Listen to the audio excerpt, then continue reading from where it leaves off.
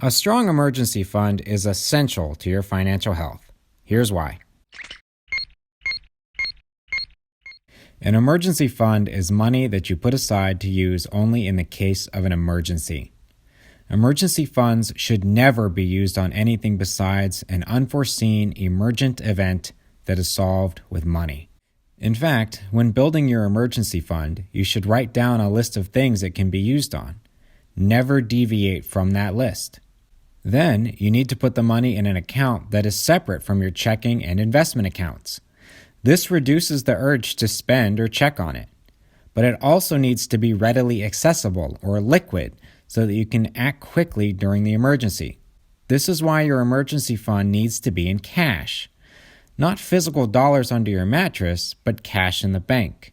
It should never be in the stock market, bonds, gold, property, or anything else besides bank account cash. Think about it. You need that money now. What if the stock market just took a major hit the day before and you have to withdraw at the exact wrong time? What if SpaceX just found a solid gold asteroid that renders all gold on Earth as common as dirt and therefore worthless? You need the money in a stable, liquid, and safe form. This is also why you shouldn't keep it under your mattress. Do you think you'll need the money in the event your apartment burns down? Yes, of course you will. But now your money is gone. But what about the banks? They've failed in the past and they can fail again, right? Yes, but also no. See, pretty much every bank account is insured by the FDIC. This is the federal government ensuring that if the bank you chose fails, the U.S. government will step in and pay the money you own. I know it sounds crazy, but the government has a vested interest in making sure you keep your money in the bank. During the Great Depression, bank runs caused banks to run out of cash, and it wreaked havoc on the financial system. To prevent that, the government created the FDIC and, after 2008, raised the limit to $250,000 of automatic insurance. That means that the government will pay you up to $250,000 of your money if the bank you chose fails.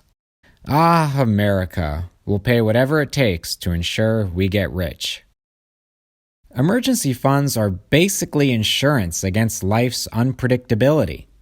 It ensures that you can keep the lights on and the bills paid, even if you get fired from your job.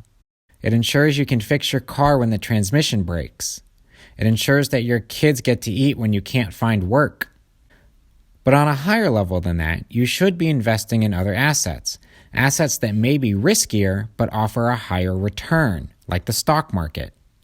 Over the long run, you'll make a killing investing in the S&P 500 index. But in the short run, you may lose several thousands of dollars. An emergency fund is a barricade that lets your riskier investments mature and prevents you from touching them at the worst possible times. The final benefit of an emergency fund is the peace of mind it brings. Imagine knowing that if you lose your job tomorrow, you'll be okay. Imagine working at your job knowing you can quit any day of the week. That results in restful nights, calmer working environments, leverage when applying for new jobs, and fewer arguments with your family. If nothing else, the $10,000 I have in my account is a virtual pillow that I lay my head and rest upon. This is underrated. So how much money should you have in your emergency fund? Simple, 3 to 6 months of living expenses. For some of you, that's as easy as pie to calculate and couldn't be clearer. For others, I may as well have said 1 Bitcoin. This is why tracking your expenses is crucial.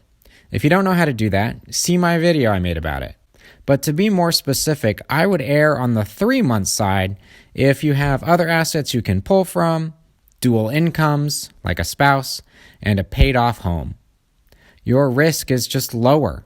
I would err on the 6-month side if you have kids to feed, a single income, are renting an apartment, or no other assets you can pull from.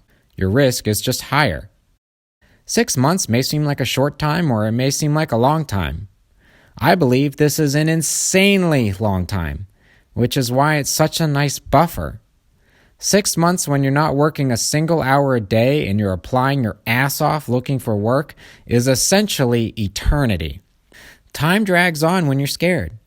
6 months is forever and a day. It's plenty, more than plenty for most people.